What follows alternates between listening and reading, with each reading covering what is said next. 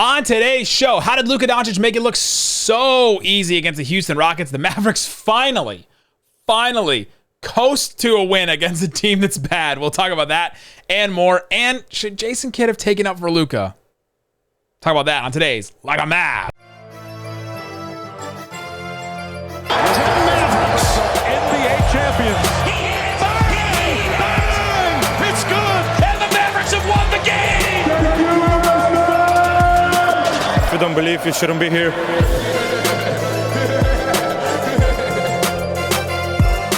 And welcome. You are locked on to the Dallas Mavericks. My name is Nick Angstadt, media member and NBA channel manager for the Locked On Podcast Network. Letting it ride. Let it ride. Gonna coast to a win. Gonna coast the most to a win. Thanks for making Locked On Mavs your first listen every day. Remember, Locked On Mavs is free and available on all podcast platforms, including YouTube. But the best way you can help us grow the show is to comment anything below. Let us know what's one reason the Mavs beat the Rockets, and tell us how much you miss Boban. Joining me, as always, my co-host, writer, contributor at Mavs.com. The Bobby Boy, the One More Thing King. What you got for me, Isaac Harris? I desperately need Boban to be traded before the deadline and then bought out. It'd just be so great. Would that not be the best thing ever if he joined the Mavs for a playoff run? Boban is so awesome. He was the Mavericks victory cigar, even though he was on the Rockets. I can't.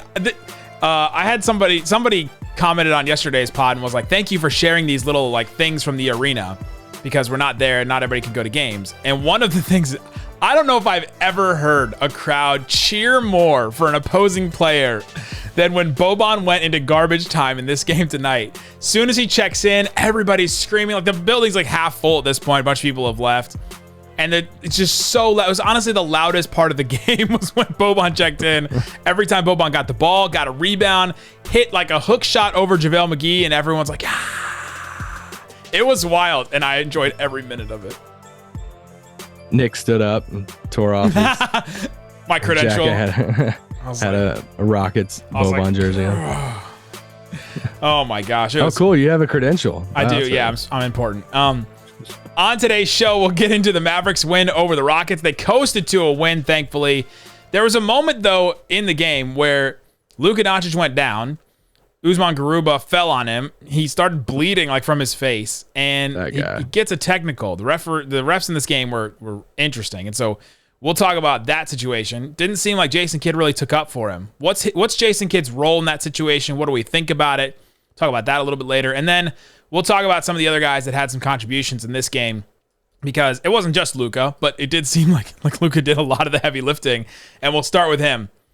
35 points. 12 boards, 13 assists, 34 minutes. He played just a little bit at the beginning of the fourth quarter, but basically got the triple-double in 3 quarters. An incredible, again, another efficient night for Luka. I mean, from the opening tip, it was this is just going to be playground basketball tonight. I mean, he just makes it look so dang easy. And, I'm thinking about writing on this coming up. The whole Luka choosing to drive instead of shooting a 3. He only shot 9 threes in this game. Hey, let's go. They won again. Because, for the longest time we heard, or at least I heard some national people, whatever, would throw out the phrase, just wait until Luka shoots blank percentage from 3. Yeah. It's over then. That's going to be the next level for Luka. A lot of those people were wrong, because this is the next level for Luka. Just wait until Luka starts driving more and stops settling, because he can drive on literally anybody in the league. Then it's going to be over. I mean, it just feels so easy for him right now. I mean, the opening play of the game, they have Eric Gordon on him. I'm like, all right, that's always what I look for. These teams that's not given who's going to guard Luka. I'm like, all right, who's got the Luka assignment? They put Eric Gordon on him. I'm like, all right, kind of stout vet, sure. He's like.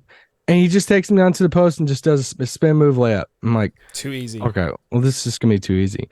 This is the level Luka's at right now. It seems easier than typical for Luka, and I mean, he's just on a different level. I got a text halfway through the game from our friend Jackson Gatlin over at Locked On Rockets. Tough year for Jackson. He said he's still doing a daily show every single day. He's doing the most work over there with the Rockets. Watching Luka is painful. I truly understand how the rest of the NBA felt watching Harden. As in, oh, come on. As a Rockets fan, it's painful to watch Luka because of how good he is and how helpless all the Rockets are. That's what he meant by it. He's like there's nothing the Rockets can do is basically what he meant by that. Not like Luka has a bad brand of basketball. But it's just so easy for Luka. And with that Rockets team, there's just nobody that picks him. Like nobody picks him up. Nobody can they're not coordinated enough to double team even. Like I don't think they could have pulled that off. This Rockets team is such a mess. They have so many young players. If you want to look at a reason to like not tank, maybe look at this Rockets team, because I don't know if any of these guys are learning like winning basketball. I don't know if any of them are. It's just rough over there. The last time, I mean, I'm already tired of watching this Rockets team, and we have them again coming up next week. The first time they played the Rockets, I think you were out. I was on a solo pod, which was just like last week. And the thing I said was, hey, a lot of fun young guys, but they desperately need a veteran point guard to just like tell everybody where to go. Like a Ricky Rubio type of dude just to run the show. There's just too much chaos going on. Kevin Porter, I'm not investing stock in him as a starting point guard, the Garuba stuff started in that game one. And I was laughing then because they were chirping. Luka was like literally in the first game against the Rockets, like pointing at him on the floor, saying, "Come up, like come guard me," like stuff you do like on like a playground basketball court. And when Garuba came in the game tonight, I'm like, here we go. Like they're gonna talk their smack again, and boy, did they talk their smack. They totally did. And let's get into it now. There's a moment in the third quarter, 3 minutes and 43 seconds left. Luka goes up for like a floater. He gets fouled. Nothing is called. He falls to the ground, and then Garuba like falls sort of away from Luka, but also into him at the same time. It was like a really weird fall where his legs end up near his face, and he basically kicks Luka right in the face. And Luka gets up. He has like, Scar from the Lion King, like scarred down the side of his face. It looks like he's bleeding. He gets up and he's just yelling at the refs like, "Are you kidding me?" There's this amazing GIF going around with Luka walking up to the ref, showing him the scar on the face, and be like, "Really? Really? Really? Like, you see this? You see that I'm bleeding? You see that someone has struck me? I have been struck on the face and nothing has been called." And he's just like, and then obviously he gets a tech, and he's furious and all that stuff. The Mavericks are up by 20 at this point. So you're like, okay, well, how much does it really matter? And the talking point right now is Jason Kidd kind of goes over the ref, is talking to the ref, but like in his Jason Kidd, like, this is a positive world. Like that kind of tone, And you want to see what like Mike Brown's doing for the Kings right now. Like you watch that team and you watch Mike Brown just go off at some of these refs sometimes, or even go off on his own players because they're not doing the right thing, and just see that like that energy or see that passion behind it and see him take up for his players. And like, I don't think that this is the end of the world. I don't know if this is like, oh, it's a sign that Jason Kidd's is a terrible coach and isn't good for Luka. But I gotta see something. If your superstar player gets kicked in the face like that, nothing is called, even if you don't believe it was a foul, because I think it was unintentional. I don't think Garuba did a Grayson Allen and like kicked him in the face on purpose. I don't know. I just want to see something from Jason Kidd. Like that's where you get a tech as a coach. I think Jason Kidd should take that tech and not Luka. Coming up after the break, I'll give it a ranking on a scale of 1 to 10. How big of a deal this is. For those of you that know Isaac, know where this is going. We'll talk about that coming up. But before we do, imagine this. You're hanging out with some friends. You're putting back a few drinks. Few becomes a few too many. As the evening comes to an end, people start to head out. You think about calling for a ride, and you're like, you know what? The Lyft, the Uber, a little expensive. I live nearby. I can make it home. No big deal. What are the odds you get pulled over anyway? Even so, what's the worst that could happen? Your insurance goes up. You lose your license, lose your job, total your car, or you could kill somebody. Everyone knows about the risks of driving drunk. The results are tragic and often deadly. However, that doesn't stop everyone from getting behind the wheel while under the influence. That's why police officers are out there right now looking for impaired drivers on our roads to save lives. So if you think you're okay to drive after a few drinks, think again. Play it safe, plan ahead, and get a ride. It only takes one mistake to change your life or someone else's forever. Drive sober or get pulled over. All right, Isaac Harris, we're talking about the Dallas Mavericks win against the Rockets. They coast to this win. We'll talk about a few reasons why a little bit later. But there's a moment in the third quarter we were talking about where Luka Doncic goes down. Usman Garuba falls on top of him. Luka's face is beat up and bleeding. And didn't seem like Jason Kidd really took up for him. Didn't go out there and take the tech. Luka ended up taking the tech. Now he has 8. He's halfway to a 1-game suspension this season. If you get 16 technicals in a season, you get a 1-game suspension. Luka has flirted with that like every single year of his career, it seems like. What are your thoughts on Jason Kidd either not taking up for Luka or maybe you think he did? I mean, on like a scale of 1 to 10 about how much it matters, I think it's like a 3. If we think that Luka took the tech because Jason Kidd didn't, if we think that if Jason Kidd starts screaming, Luka's not going to scream or not going to get techs, that's just not going to happen. This is an incredible point. But personally, I would be the one who would be like screaming my head off, saying, "All right, I'm gonna go after him over this." You being the coach or you being the player? Yeah. If I was the coach, like for sure, I would take it for him and do the thing. And I would love to see, like, I loved when Kidd got thrown out the other night. Cool. I think it's great. Yes. I think it's, Rick would do it. He would have a whole strategy behind it sometimes of getting thrown out, kind of, get the team going, all that stuff. Giving Mosley a chance to coach the team and then. Yeah, I just don't think it's that big of a deal. Like, I'm not reading into Kidd's coaching ability because, he's not getting riled up, because Luka got fouled hard and stuff. So I'm just like, all right, there's other things I'd like to be more frustrated about than if Kidd yells. But Good morning, Isaac. Good morning, Jason. It doesn't seem like that's the type of coach Jason Kidd wants to be. Like, if you look at the Mike Brown type coach, where Mike Brown for the Kings right now, if you watch any of their games, he's animated. He's like coaching players during the game. He's getting into refs' faces and like taking the techs and ejections and all that. And Jason Kidd's the complete opposite just as a player. Like, I don't always tell you guys the truth. That level up, like that tone of his voice is like the tone of his voice that he keeps. And we've heard, there's the moment in the playoffs where there was that awesome clip where Kidd is coaching during a play and he's like, stay home, Doe, stay home, Doe. He's like actually, yelling and like coaching the team up. And so that he's actively coaching this team. It's just, will he take up for Luka? But I don't know. If he stands in front of him like a human meat shield and tries to take the tech instead of Luka, would Luka care at all about it? We don't know. We haven't seen that from him. Well, Dirk can only be a shield. Luka didn't seem to care when Rick tried to do that because Luka would just get a tech too, and there would just be double techs, and someone would get ejected and all that. So it's not stopping Luka.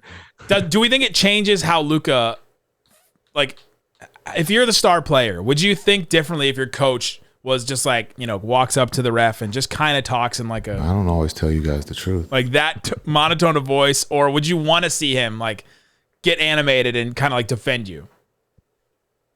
I mean, I think it'd be cool, like if I was Luka to see it, but like I don't know enough about their relationship. Like if they're super close and super tight, then Luka doesn't give a crap. Like, but if they're not, I mean, maybe it does mean something.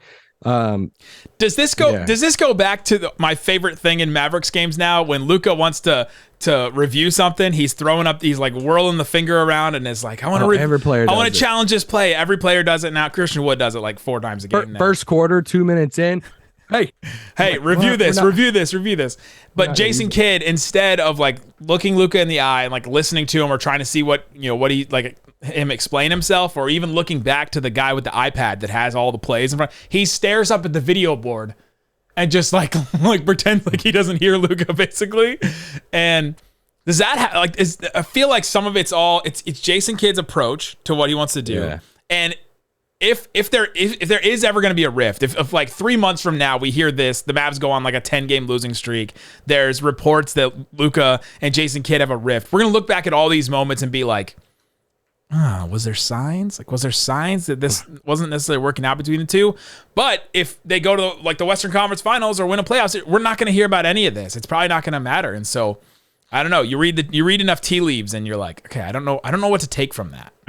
I mean, winning cures everything, right? Yeah, I mean, right. If they continue winning right now, which I mean, I think that coming out of this game, this is one of the biggest talking points for me is, they're 7-3 over their past 10 games. They've won 5 games in a row. Their next 2 are against San Antonio and Houston. Then they have a tough stretch with Boston and New Orleans coming to town. Yep. But I mean, they have a chance to go 7-0 on this stretch. I mean, it was just a few weeks ago. We're looking at this team, and they're like 11th. They're down there at the bottom of the play-in.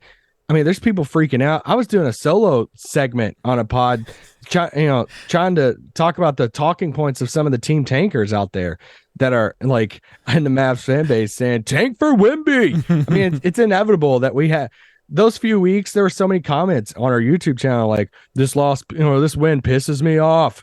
Let's go for Wemby. And it's like, all right. And now look, they're a half game back from 4th in the West right now, half game back from the Clippers, and they're sitting at 5. And it's like, dude, they're on a roll right now. And they're still missing guys. Dorian and Maxey, Reggie missed tonight. So their 4 best defenders were out tonight. Yeah, all their perimeter defenders were, pretty much out tonight. So I think there's a lot of good stuff happening right now with the team. Now, you can say, all right, we're on a winning streak, and it's required Luka to put up 30-point triple-double, 60, 20, 10, 50-pointer in there. It's required all of that, which I hear that for sure.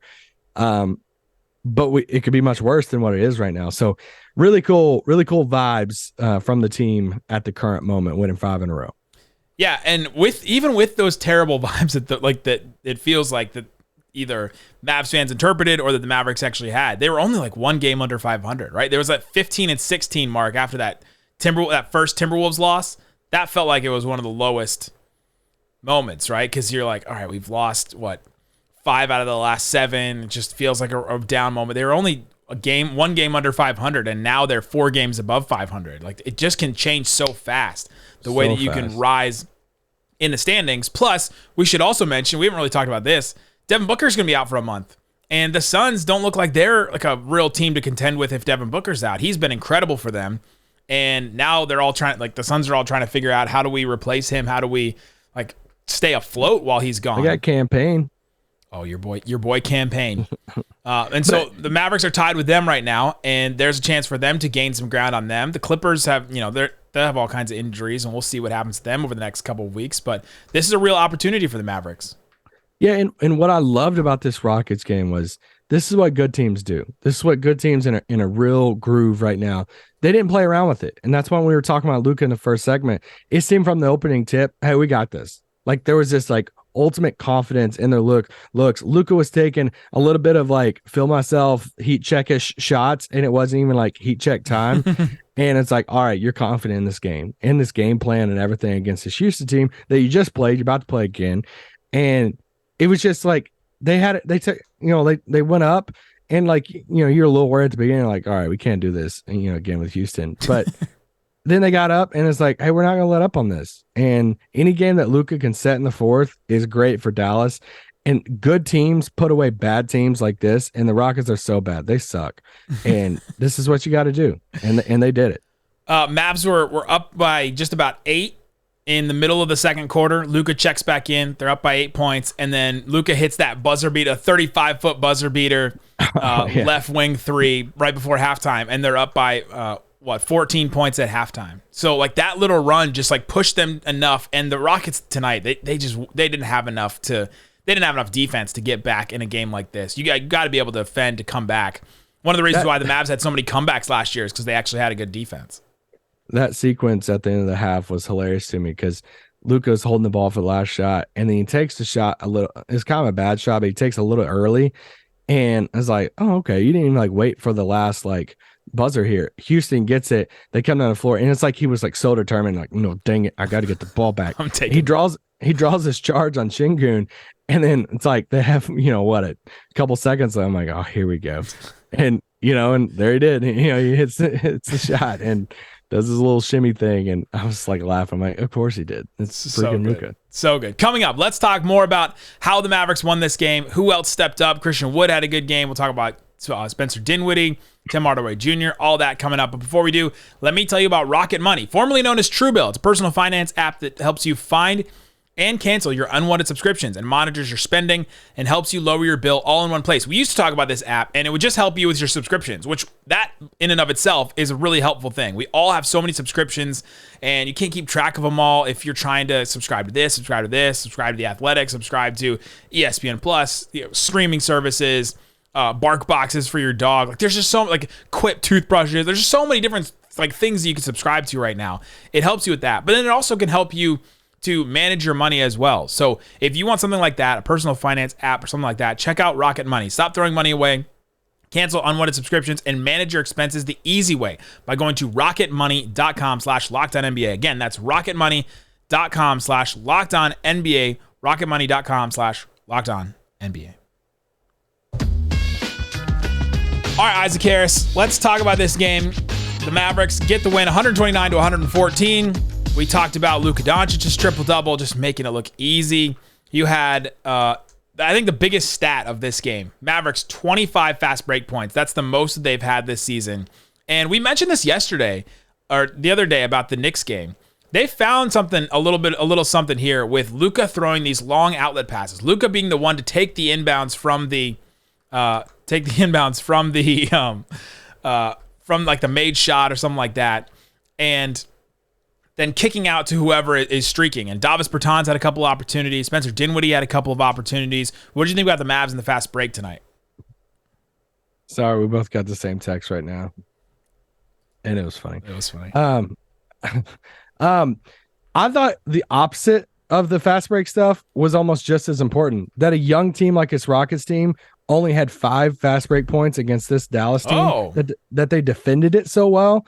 I was shocked by that, because that's what I get worried about. You know, we know how slow Dallas likes to play, and Luka letting them set up and do his own thing, and like we know how their pace. Okay, they're the last in the league, but for them to defend like that against a young team like Houston, now I know they're not like top 3 in the league in fast break, but or anything, they're still. But they're still a young team that could get out and run against Dallas if they wanted to, and them holding them to 5 points, that was huge. But yeah, I mean, getting out and running and scoring 25 fast break points is huge. Did you say it was the highest this season for Dallas? Yeah, it was a season high, 25. Okay. Jason Kidd made a joke after, and he said, you know, usually we get 2 or 0. Tonight we got 25. But it's true. And last game against the Knicks, they had 15, so they're finding something here with just the kick ahead passes, the full outlets from Luka. Dwight Powell beat the centers a couple of times, and this was the classic Dwight Powell 19.6 rebound game where he just. And that's not classic Dwight. No, it's classic. Dwight doesn't put up 19. No. It's classic because he does this like once or twice a year probably, where he'll just take advantage of like a team that just isn't paying attention, falling asleep at the wheel, not really caring on defense, and he'll just be in the right spots and take advantage of everything around the rim that he can get. What did he finish? He was 8 of 8. Yeah, 8 of 8 from the field. Yeah. Like all of his stuff was just easy stuff around the rim because he caught the Rockets centers sleeping, and man, were they just sleeping. This Rockets team is so bad. Yeah, he had 6 boards tonight. You know, the other night, you know, a lot was said. He played 30 minutes, didn't get a single rebound. Nick, I don't know if you know this, but Dallas lost the rebounding battle tonight. So kind of tough. They lost the rebounding battle by 4 to Houston. But anyway, no, Dwight played a good game. Came off the bench. You know, obviously Christian Wood started in this game. Frank Ntilikina started in this game. Let's go, Frank. Solid 2 points for Frank. 2 assists, 3 rebounds. I want to shout out somebody else who came off the bench. I'm really liking McKinley Wright's minutes right now. There was some tweets today of like, why is Jason Kidd playing McKinley Wright over Hardy? You know what? If you play defense, Jason Kidd's gonna play you, right? Yeah. Like he's gonna come in and you, if you can defend, he's gonna give you some minutes. And McKinley Wright came in and did that. Into the fourth quarter, he was running with the sextuple single, where he had 1 rebound, 1 assist, 1 turnover, 1 foul, one steal, 1 block. Like he had one. You're going with that. He had 1 of everything. Sextuple just means 6 of something. You said sex, so it's like, whoa, what's going on? You're the pastor, Isaac. Well, yes, sex is a gift from God. Hey Bates, clip that one. Clip it. I have 2 kids. Come on, it's a great gift. But yeah, I like McKinley Wright's minutes, and it's those type of dudes. It's like, can you find these type of guys that, I mean, I don't know what his role is going to be when everybody's healthy and all that, but he at least plays really hard. And that was his thing, coming out of Colorado and stuff. He's a really good defender and just didn't stick in Minnesota. And I'm glad he's playing well now. Yeah. I thought he played some swarming defense. He's not going to take a three, which just hurts. Like if he could take one and make them, then he's a totally different player. Right. I think. How did we get to this point in the pod and we haven't talked about Christian Wood yet? Eligible for the extension, and he's putting up some monster numbers right now. He had 21 points, 8 of 15 from the field. I didn't know blocks. You felt this strongly about Christian Wood. He had 4 blocks in this game. Do you know that he's went like a ton of games in a row with 2+ blocks? They must have taken a block away from him because he had 5 at one point during this game. He should have definitely had 5. He got called for a dumb foul. And I'm like, he got called for a couple dumb fouls. Like you look at this game and you're like, oh, he had 5 fouls. He almost fouled out. He had 5 fouls in like 16 minutes. But a couple of them were really dumb. Like the refs in this game, we talked about the Garuba moment where they didn't call the foul on Garuba on Luka. They were just calling stuff like either really tight or just nothing. It was so strange. It's not consistent at all what they were calling. And so Christian Wood would like slightly tap somebody with his offhand as he was contesting a block, like that block that was right in front of him, and they call that a foul. And on the other end, Luka will do that, and then they wouldn't call it a foul. It was just very odd. But yeah, I thought 5 threes for him too. This was a good Christian Wood game. 5 threes for him. We talked about the blocks. His timing is really good around the rim, defending the rim right now, coming over for help. It seems like he really has figured out that role defensively, which bodes well for the Mavericks. Like I would love to be able to see him and Maxey play now, try to play defense now. Yeah. But we're not going to be able to see that till, I don't know, April or the playoffs maybe. Forever. When it comes to we mentioned this the other day, and I just want to mention it again because I was talking to a few people before the game the other night about extension possibilities for Christian Wood. And one of the things I was talking about was the idea of that shorter term extension. I was just talking more about that. If Dallas is uncomfortable with the 4 for 77, which I know a lot of fans saying, hey, just do it now. But if Dallas is uncomfortable, what's the likelihood that there's like a 2-year one on the table? And it's like a 2-year, the most money you can give, which I've heard kind of different iterations of what's the most they could give him over 2 years. I've heard like 36. I've heard up to, a little bit more than that. Well, if they do the extension, they can only give him, what is it, like 120%. But if they wait till like free agency, they can give him more then and do a 2-year deal. Right? Like if they have, well, then you're playing with fire if you wait for free agency. Right, right, which is what you're doing. But I think on his point of view, you wouldn't take a 2-year deal like that, right? He's looking at it like, oh, why would I take that deal when? Well, if you think another team out there is going to, pay you a lot of money, then yeah.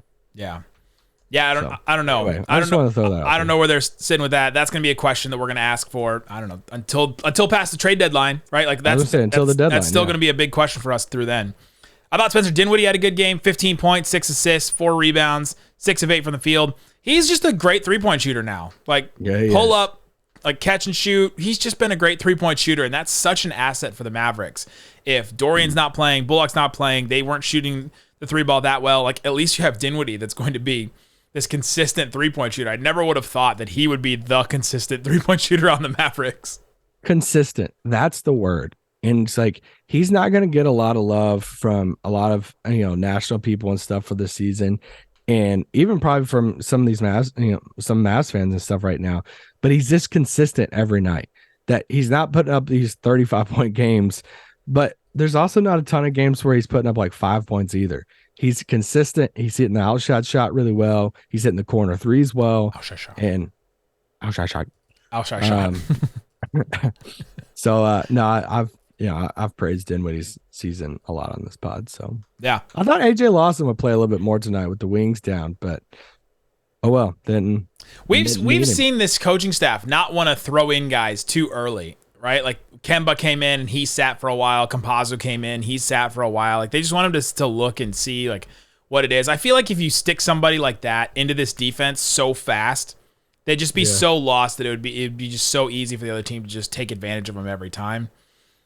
So yeah, I think that's what it is with AJ Lawson. But yeah, I mean, he's on the team now. We're glad that he's on the team, and hopefully he does get some more time. I was surprised that Hardy didn't get more minutes. He got some time. there in the first half. Jason Kidd made a comment about it before the game, like, hey, we're going to put him in earlier, which I guess they did. They put him in the end of the first quarter, I think. The end of the first quarter, minute 20 left in the first quarter. He did not look great in this game. Looked pretty lost on defense, couple of fouls. It's just going to take time. Hit 1-3. Yeah, it's just going to take a little bit. Nothing's changed from us. We've been saying this whole time. Like, it's going to take time. I think he's going to be a fine player in the league. It's just going to take time. It's okay to have patience with Jaden Hardy. And the Kemba Walker thing has stunted his ability to get more minutes too, right? Like any potential time he was going to get is now.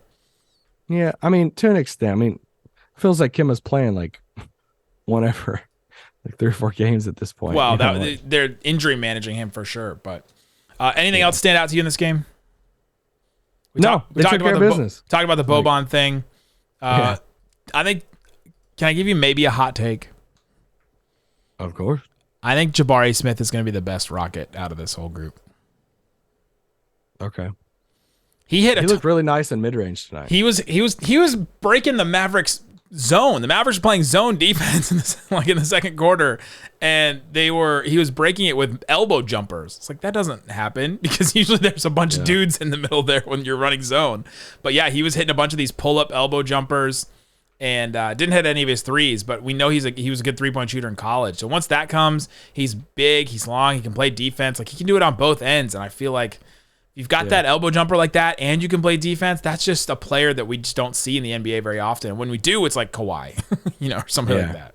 No, he's a lot of fun. I like him. Of course, I like Tariq, and I like Şengün's fun just because I love, when anybody has post moves in today's game, I'd love it. I just have a hard time pinning down what Jalen Green is in the future. I don't know what his role is. I don't know if he should be a point guard or a 2 guard. I just don't know what his ceiling is. He's super talented and he's really good. And I'm not like saying like a bust or anything. It's just hard for me to like see what path he's going down right now. So I mean, Bradley Beal. Bradley Beal scored like 30 points a game. What, 2 years? Seems like that's a path Jalen Green could go down. Yeah, so like a 2 guard. Yeah, that's what I think. He's definitely not a point guard. I mean, they're throwing out Kevin Porter Jr. and trying to fit him into this point guard role. Yeah, that's tough. I don't know about that. Let us know in the comment section below. What's one of the reasons why the Mavericks won this game? Let us know what you thought about Luka's triple-double and all that. Guys, we will be back with a weekend post-game edition. We do every single post-game here. So after the Spurs game, I'll have you covered. So hopefully we'll continue the streak. And then we'll be back Sunday as well with an episode. Guys, thanks so much for listening to Locked On Mavs. Peace out. Boom!